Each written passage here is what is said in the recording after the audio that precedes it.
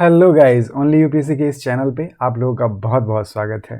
तो मन के हारे हार है, मन के जीते जीत। इस बहुत छोटे से मुहावरे में आपको पता है दोस्तों, जिंदगी का सार निहित है। आप जब तक खुद से हार मान नहीं लेते तब तक आप असफल घोषित नहीं हो सकते। क्योंकि दोस्तों, बॉक्सर रिंग में जब कोई एक चोट खा करके गिर जाता है तब उसकी हार नहीं होती। उसकी हार तब होती है जब उठने का प्रयास वो छोड़ देता है, जब उससे ऊपर उठने की आस ख़त्म हो जाती है। तो हम इस उम्मीद से आगे बढ़ते हैं कि अगर आपने इस यूपीएससी की जर्नी को चूज़ किया है तो आप इसके मुकाम तक पहुंचने का भी हौसला ज़रूर रखते हैं। पूरे मन से इस यात्रा में प्रयासरत रहिए, आपको सफलता ज़रूर मिलेगी। तो चलिए, इसी उम्मीद से कि यूपीएससी की टीम आपके लिए लेकर आई है ये जीएस की सीरीज, जिसमें आपको मिलते हैं यूपीएससी के सिलेबस के अनुसार सभी सब्जेक्ट्स के मुफ्त वीडियोस। उम्मीद करता हूँ कि ये इनिशिएटिव आप लोगों के लिए बहुत फ़ायदेमंद होगा। तो चलिए, बिना कोई वक्त गवाए मैं स्टार्ट करता हूँ आज का ये सेशन, जिसमें हम पढ़ेंगे इंडियन ज्योग्राफी के बारे में। तो इंडियन ज्योग्राफी के बारे में हम लोग ऑलरेडी बहुत सारे लेक्चर्स कर चुके हैं। हमारी यात्रा पेनिनसुलर इंडिया में माउंटेन रेंजेस तक पहुंच चुकी है। तो पिछले क्लासेस में हमने देखा था कि महाराष्ट्र में कौन कौन से माउंटेन रेंजेस है। एक ट्रिक के थ्रू याद करने की कोशिश भी की थी इसके सीक्वेंस, नॉर्थ से साउथ अगर सजाया जाए तो किस तरह ये होगा। तो गाविलगढ़, अजंता, सतमाला, कलसुबाई, हरिश्चंद्र, महाबलेश्वर। और हरिश्चंद्र रेंज से जब राइट साइड देखते हैं, जब ईस्ट की ओर देखते हैं, जब पूरब डायरेक्शन में देखते हैं, तो एक बालाघाट नाम का भी एक पर्वत मिलता है। तो उम्मीद करता हूँ ये महाराष्ट्र का आपको याद होगा। उसके बाद हम लोग आए थे कर्नाटक में। तो कर्नाटक में हमें 4 हिल मेजरली मिले थे: बाबूबुदान, मुलैनगिरी, कुद्रेमुख और ब्रह्मगिरी। बाबूबुदान, मुलैनगिरी, कुद्रेमुख और ब्रह्मगिरी। ठीक है। उसके बाद जब हम और नीचे साउथ की ओर बढ़े तब हमने देखा केरल और तमिलनाडु में संयुक्त रूप से कौन कौन से ये पर्वत पाए जाते हैं, और तमिलनाडु के सारे पर्वतों के नाम हमने जाने थे। इसी क्रम में आगे बढ़ते हुए आज हम देखेंगे केरल और तमिलनाडु का एक और जो माउंटेन पीक था, वो आपको जानना बहुत इम्पॉर्टेंट है। यहाँ पे अगस्त मलई आपको दिखाई दे रहा होगा, अगस्त मलई पीक। तो आप इसे भी ध्यान रखेंगे। तो अगस्त मलई पीक एक केरल और तमिलनाडु दोनों के क्षेत्र में ये संयुक्त रूप से आता है, आप इसे भी ध्यान रखेंगे। इसके बाद अब हम आगे बढ़ते हैं और देखते हैं कि केरल और तमिलनाडु ये जो एरिया है, इस पेनिनसुलर एरिया का जो सबसे हाईएस्ट पॉइंट है वो कौन सा है। तो सबसे हाईएस्ट पॉइंट इस एरिया का देखा जाए, इस पेनिनसुलर इंडिया का, प्रायद्वीपीय भारत का जो क्षेत्र है, इसका सबसे हाईएस्ट पॉइंट अगर देखा जाए तो वो है अन्नामुडी। अन्नामुडी आपको यहाँ पे दिखेगा। अन्नामलई पीक जो था, अन्नामलई पर्वत जो था, अन्नामलई हिल पे ही अन्नामलई पर्वत शिखर है। इस अन्नामलई जो पर्वत है केरल और तमिलनाडु के बॉर्डर पे, या संयुक्त रूप से बोला जाए दोनों के क्षेत्रों में फैला हुआ है। इसी पर्वत पे एक पीक है जिसका नाम है अन्नामुडी। तो अन्नामुडी को आप हाईलाइट कर लें और हम इसे नोट डाउन करेंगे। इसके बाद एक और पीक है यहाँ पे, नीलगिरी पर्वत जो है, वहीं पे एक पीक है डोडा बेटा, आपको दिखाई दे रहा होगा डोडा बेटा। तो डोडा बेटा जो पीक है, ये अन्नामुडी के बाद सेकेंड हाईएस्ट पीक है पेनिनसुलर इंडिया का। तो आपको ध्यान रखना है, नीलगिरी पर्वत पे डोडा बेटा पीक, अन्नामलई पर्वत पे अन्नामुडी पीक, और इधर हमने पढ़ा था अगस्त मलई पीक जो कि कार्डमम हिल के पास है। ठीक है। तो हमने आज 3 पीक पढ़े। नॉर्थ से अगर आते हैं तो डोडा बेटा जो कि नीलगिरी पर्वत पे है, अन्नामुड़ी जो कि अन्नामलई पर्वत पे है, और अगस्त मलई जो कि कार्डमम हिल के पास है। ठीक है, तो इसे हम लोग नोट डाउन कर लेंगे।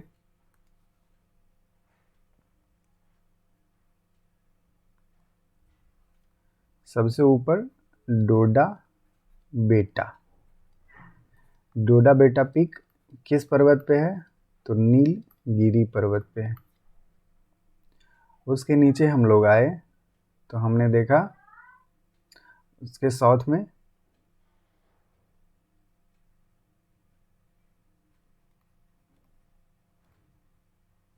अन्नामुड़ी पीक। अन्नामुड़ी पीक किस पर्वत पे है? तो अन्नामलई पीक पे, अन्नामलई पर्वत पे। और लास्ट में हमने पढ़ा अगस्त मलई। तो देखो हम लोग किस तरह से कवर करते हुए आ रहे हैं। आप अगर इंडिया का मैप देखोगे तो आप समझ पाओगे। हम लोगों ने सबसे पहले अरावली किया था, अरावली का पर्वत। उसके बाद फिर मतलब राजस्थान के रेंज, राजस्थान के बारे में पढ़ा था हमने, राजस्थान के पहाड़ों के बारे में। फिर मध्य प्रदेश के क्षेत्र में आए, वहाँ के पहाड़ों के बारे में पढ़ा हमने। मध्य प्रदेश गुजरात के क्षेत्र में आए और महाराष्ट्र के क्षेत्रों में आए, यहाँ पे पढ़ा हमने। गुजरात का क्षेत्र शायद मैंने नहीं पढ़ा है अभी, गुजरात का क्षेत्र अभी पढ़ाना बाकी है, तो गुजरात के क्षेत्र भी पढ़ेंगे हम लोग। उसके बाद हम एमपी के बाद हम लोग महाराष्ट्र के बारे में पढ़े थे, महाराष्ट्र के पहाड़ों के बारे में। उसके बाद हम नीचे कर्नाटक के क्षेत्र में आए तो हम लोग कर्नाटक के पहाड़ियों के बारे में पढ़ा। और हम लोगों ने फिर और साउथ की ओर अपना कदम बढ़ाया तो देखा केरल और तमिलनाडु। तो केरल और तमिलनाडु के बारे में भी हमने कौन से माउंटेन रेंजेज है ये पढ़ लिया। तो अभी हम पढ़ने जा रहे थे और ये आंध्र प्रदेश, लेकिन उसके पहले अभी गुजरात कवर करेंगे, उसके बाद आंध्र प्रदेश और इधर उड़ीसा बिहार झारखंड की ओर चलेंगे। ठीक है, तो चलिए गुजरात का ये मैप आप लोग एटलस में निकाल लीजिए। एटलस में गुजरात का मैप देखेंगे तो आपको इधर दिखेगा। ये जो गुजरात है ये कच्छ के कारण, कच्छ के खाड़ी के कारण दो पेनिनसुला में बढ़ जाता है, दो प्रायद्वीपीय क्षेत्रों में इसका विभाजन हो जाता है। तो पहला प्रायद्वीपीय क्षेत्र हम देखेंगे यह है कच्छ पेनिनसुला। ठीक है, कच्छ प्रायद्वीप। और दूसरा है काठियावाड़ पेनिनसुला। तो कच्छ पेनिनसुला और काठियावाड़ पेनिनसुला, कच्छ प्रायद्वीप और काठियावाड़ प्रायद्वीप। तो ये दो क्षेत्रों में किसके कारण विभाजन हो गया गुजरात का? गल्फ ऑफ कच्छ के कारण। ठीक है, तो आप ये ध्यान रखेंगे। इस जो काठियावाड़ पेनिनसुला है ये इंडिया का मेन पेनिनसुलर इंडिया से किस खाड़ी के द्वारा विभाजित होता है? तो गल्फ ऑफ खंभात के कारण। जो खंभात की खाड़ी है इसके कारण काठियावाड़ पेनिनसुला, काठियावाड़ का जो प्रायद्वीप है ये इंडियन पेनिनसुलर से रीजन से ये डिवाइडेड होता है। ठीक है, आपको इस मैप में क्लियरली दिखाई देगा। देखिए अभी तक हम इस क्षेत्र की बात कर रहे थे, ये है रन ऑफ कच्छ वाला इलाका, यानी कि यह है कच्छ पेनिनसुलर रीजन। और कच्छ पेनिनसुलर रीजन ये है काठियावाड़ पेनिनसुलर रीजन। तो कच्छ पेनिनसुलर रीजन और काठियावाड़ पेनिनसुलर रीजन के बीच में कौन है? Gulf of Kutch. तो कच्छ के नीचे गल्फ ऑफ कच्छ और काठियावाड़ के नीचे गल्फ ऑफ खंभात। तो ये जो खाड़ी है ये गल्फ ऑफ खंभात है। ठीक है, तो आपको ये ध्यान रखना है, गल्फ ऑफ खंभात। तो गल्फ ऑफ खंभात किसको विभाजित करता है? तो इधर तो हमने देखा कि काठियावाड़ पेनिनसुला है और इधर इंडियन पेनिनसुला है, ठीक है। इंडिया भारतीय प्रायद्वीप है। तो इंडियन पेनिनसुलर को गल्फ ऑफ खंबात किससे अलग करता है? काठियावाड़ पेनिनसुला से। काठियावाड़ पेनिनसुला को रन ऑफ कच्छ से, यानी कि कच्छ के जो प्रायद्वीप हैं उससे कौन अलग करता है? तो गल्फ ऑफ कच्छ करता है। उम्मीद करता हूँ ये कॉन्सेप्ट आपको क्लियर होगा, ये मैप में आपको दिखाई दे रहा होगा क्लियरली। तो आइए आगे बढ़ते हैं और देखते हैं कि ये जो मांडव हिल है, इधर तो कोई इम्पॉर्टेंट, कच्छ रीजन जो है, कच्छ पेनिनसुलर रीजन, इधर तो कोई इम्पॉर्टेंट है नहीं पहाड़, तो हम इधर आएंगे क्योंकि इधर रन ऑफ कच्छ है। इधर आपको दिखाई दे रहा होगा run of Kutch. Run of Kutch किसे कहते हैं? जो मरुस्थल का इलाका है। रन मतलब तो मरुस्थल ही होता है, तो रन ऑफ कच्छ इधर मरुस्थलीय इलाका है, तो इधर पहाड़ मिलने की बहुत कम है। इधर एक पहाड़ आपको मिलेगा इधर साइड में, कच्छ हिल्स आपको दिखाई दे रहा होगा। तो इसे याद करना कोई ज़्यादा इम्पॉर्टेंट है नहीं, क्योंकि ये तो नाम से ही ये प्रतीत हो रहा है कि ये कच्छ के इलाका का है। तो ये आपसे कोई सवाल बनता नहीं है कि आपसे पूछा जाए कि कच्छ हिल कहाँ है, आपको डायरेक्टली पता चल जाएगा। आपसे पूछा जा सकता है कि मांडव हिल कहाँ है, तो मांडव हिल काठियावाड़ पेनिनसुला में है। और गिरनार हिल कहाँ है? तो गिरनार हिल ये भी काठियावाड़ पेनिनसुला में। तो हमने काठियावाड़ पेनिनसुला में कौन कौन से पढ़ लिए? मांडव हिल, गिरनार हिल, और एक नीचे आएंगे तो दिखेगा गिर हिल। यही गिर हिल है जिसपे गिर नेशनल पार्क बसा हुआ है। इसी के इर्द गिर्द गिर नेशनल पार्क, जो आप पढ़ते हैं लायन के लिए, वो जो लायन है, गिर जंगल के जो लायन है उनके लिए फेमस है, शेरों के लिए। तो ये गिर हिल्स इधर सॉदर्न पार्ट ऑफ गुजरात में लोकेटेड है। तो हमने अभी तक 3 हिल पढ़ा, मांडव हिल, गिरनार हिल और गिर हिल। इसके अलावा एक हिल आपको दिखेगा इधर, बरदा हिल, दिख रहा है? बरदा हिल। तो आप 4 हिल्स के नाम याद रखेंगे, मांडव हिल, बरदा हिल, गिरनार हिल, गिर हिल। ये 4 सीक्वेंस है। इस मांडव हिल की खासियत है कि इस मांडव हिल से चारों तरफ नदियाँ निकलती हैं। तो हम जब नदियों का जब ड्रेनेज सिस्टम पढ़ेंगे तो उसके बारे में पढ़ेंगे, लेकिन ये मांडव हिल की खासियत है। तो फिलहाल चलिए नोट डाउन कर लेते हैं गुजरात के बारे में।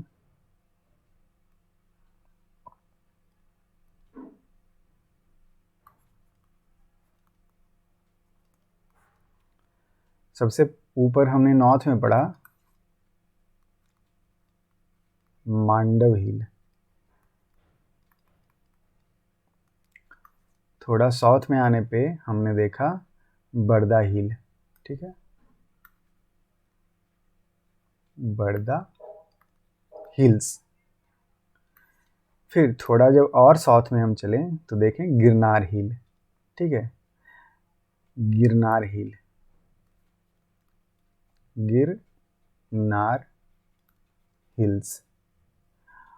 और जब southern most part of Gujarat गए, मतलब गुजरात के सबसे उत्तर इलाके में गए, उत्तरी इलाके में गए, तो हमें दिखा गिर हिल्स, गिर हिल्स। तो आपको पता होना चाहिए गिर जो नेशनल पार्क है ये इसी क्षेत्र में आता है, गिर नेशनल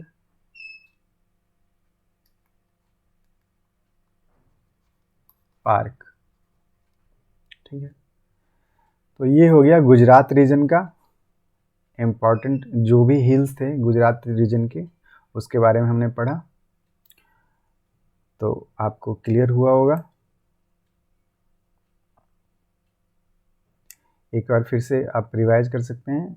हमने 2 पेनिनसुला का नाम पढ़ा, 2 प्रायद्वीपीय क्षेत्र का नाम पढ़ा, कच्छ पेनिनसुला यानी कि कच्छ प्रायद्वीप, और नीचे आने पे काठियावाड़ पेनिनसुला यानी कि काठियावाड़ प्रायद्वीप। इन दोनों के बीच में था गल्फ ऑफ कच्छ यानी कि कच्छ की खाड़ी। फिर काठियावाड़ पेनिनसुला और इंडियन पेनिनसुला यानी कि काठियावाड़ प्रायद्वीप और भारतीय प्रायद्वीप के बीच का जो खाड़ी है उसका नाम हमने पढ़ा गल्फ ऑफ खंभात। तो आपको उम्मीद करता हूँ ये क्लियर होगा। फिर आइए चलते हैं अब आगे की ओर और बढ़ते हैं आंध्र प्रदेश की ओर। तो आप लोग निकाल लीजिए आंध्र प्रदेश का मैप, आंध्र प्रदेश का फिजिकल मैप, और चलिए अब देखते हैं कौन सी पहाड़ियाँ कहाँ पे लोकेटेड हैं। तो आपको सबसे नॉर्थ में दिख रहा होगा नल्ला मल्ला, दिखाई दे रहा है, आप लोग मार्क करेंगे नल्ला मल्ला हिल्स, ठीक है, नल्ला मल्ला हिल्स। उसके नीचे दिख रहा होगा वेलकोंडा, तो वेलकोंडा की पर्वत श्रृंखला उसके नीचे दिख रहा होगा। और फिर उसके साउथ में आएंगे तो दिखेगा पालकोंडा। तो यहाँ कोंडा कोंडा जितने भी रहे, कोंडा शब्द से आपको ध्यान आना चाहिए कि हम आंध्र प्रदेश की बात कर रहे हैं। ज़्यादातर चीज़ें कोंडा वाली सब आंध्र प्रदेश में ही मिलेंगी ज़्यादातर, ठीक है। तो हमने 3 पढ़ा अभी, नल्ला मल्ला हिल्स, बेलकोंडा रेंज और पालकोंडा रेंज।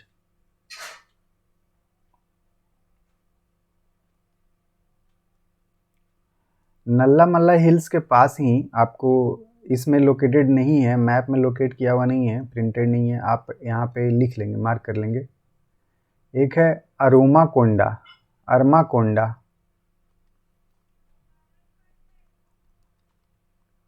अरमा कोंडा, ये पीक है, ठीक है।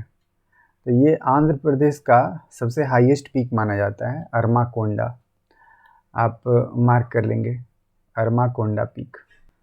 तो अरमा कोंडा पीक के बाद हम आगे बढ़ते हैं, देखते हैं,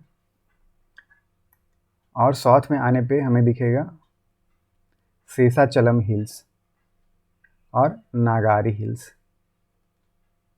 तो नागारी हिल्स है जो तमिलनाडु और आंध्र प्रदेश दोनों में फैला हुआ है। उसी तरह जो नल्ला मल्ला है वो बॉर्डर पे है तेलंगाना और आंध्र प्रदेश के, तो ये भी दोनों क्षेत्रों में पाया जाएगा। तो आपको क्लियर होना चाहिए, नल्ला मल्ला आंध्र प्रदेश और तेलंगाना के बीच में है तो ऊपर नॉर्थ साइड में होगा, और नागारी हिल तमिलनाडु और आंध्र प्रदेश के बॉर्डर साइड में है तो ये साउथ में होगा, ठीक है, आंध्र प्रदेश के सॉदर्न मोस्ट इलाके में होगा। इसके बीच में वेलकोंडा, पालकोंडा और शेषाचलम। कहाँ चलम? शेषाचलम। शेषाचलम थोड़ा सा दूर चला गया है लेकिन ठीक है, वो चलम में इसीलिए चला गया है, आपको याद रहना चाहिए कि शेषाचलम है। तो सबसे ऊपर हमने देखा नल्ला मल्ला, उसके बगल में हमने देखा अरमा कोंडा पीक, ठीक है, अरमा कोंडा पीक। अरमा कोंडा के बाद हमने देखा बेलकोंडा, पालकोंडा, शेषाचलम, नागारी हिल्स। तो चलिए नोट डाउन करते हैं। आंध्र प्रदेश। तो आंध्र प्रदेश में जो सबसे पहला हमने पढ़ा एक पीक है, हाईएस्ट पीक, अरमा कोंडा, ये highest peak of Andhra Pradesh है, ठीक है। फिर हमने पढ़ा नल्ला मल्ला हिल्स, वेलकोंडा रेंज, ठीक है, नल्ला मल्ला,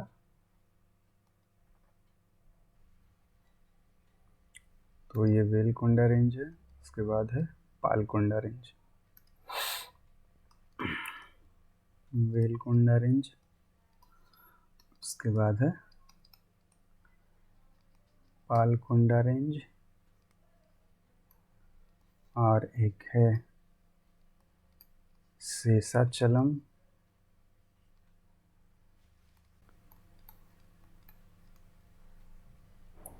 आपको इतने सारे हिल्स के नाम पता होने चाहिए, उनके लोकेशन पता होना चाहिए।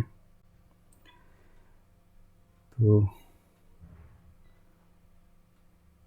नल्ला मल्ला hills, Velikonda, Palkonda, Seshachalam, Nagari hills, Armakonda peak Andhra Pradesh का हाईएस्ट पीक।